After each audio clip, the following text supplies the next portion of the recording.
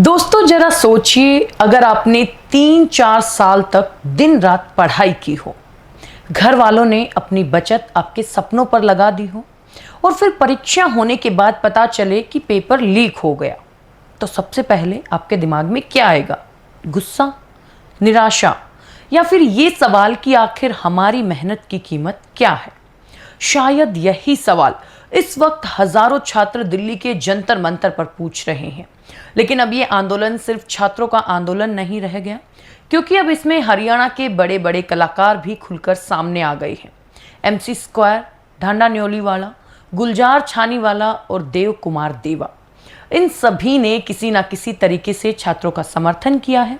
किसी ने अपने गाने रोक दिए हैं, किसी ने प्रधानमंत्री से अपील की, तो किसी ने कहा कि जब छात्र सड़कों पर हैं तब जश्न मनाना सही नहीं। लेकिन सवाल सिर्फ इतना नहीं है, सवाल ये है कि आखिर ऐसा क्या हुआ कि एंटरटेनमेंट इंडस्ट्री के लोग भी इस आंदोलन का हिस्सा बनते दिखाई दे रहे हैं। तो आइए समझते हैं कि आखिर पूरा मामला क्या है। नमस्कार, आप देख रहे हैं हरी भूमि टीवी। दिल्ली के जंतर मंतर पर पिछले कई दिनों से छात्र लगातार प्रदर्शन कर रहे हैं। इन छात्रों का कहना है कि देश में लगातार पेपर लीक और भर्ती परीक्षाओं में गड़बड़ियों ने लाखों युवाओं का भविष्य प्रभावित किया है।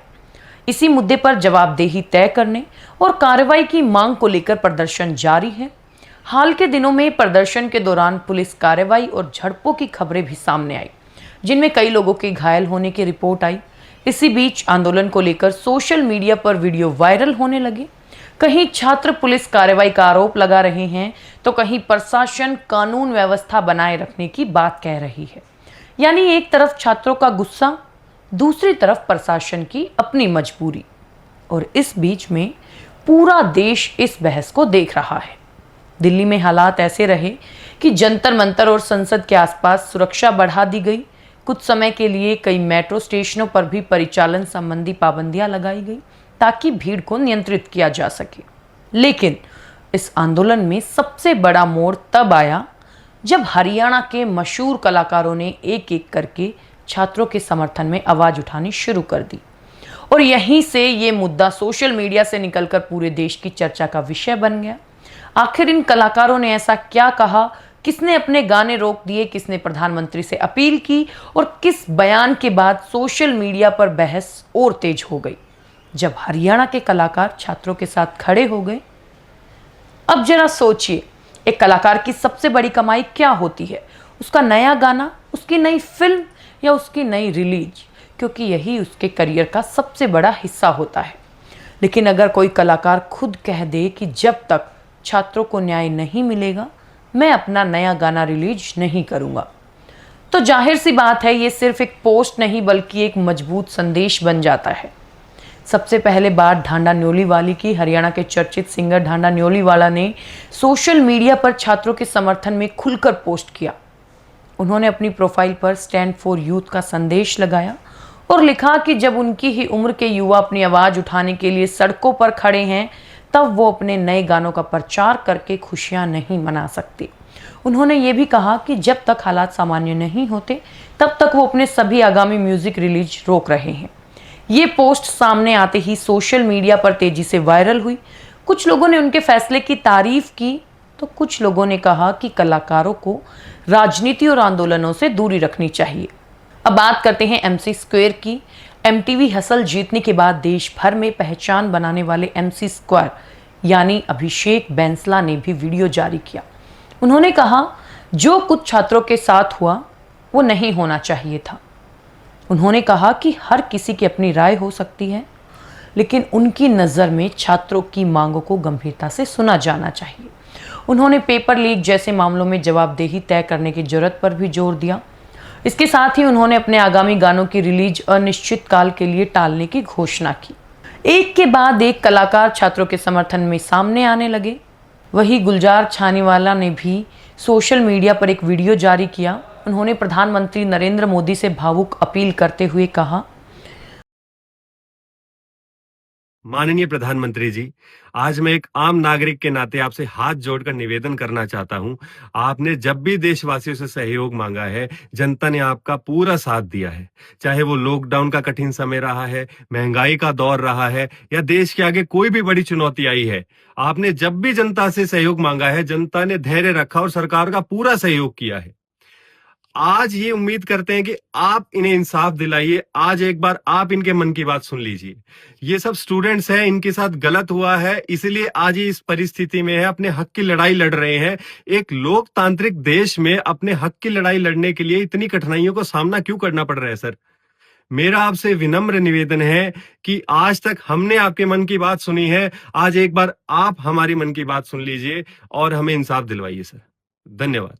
उनकी इस वीडियो के बाद सोशल मीडिया पर स्टूडेंट की बात सुनो जैसे हैशटैग भी ट्रेंड करने लगे। और अब बात देवा कुमार देवा की।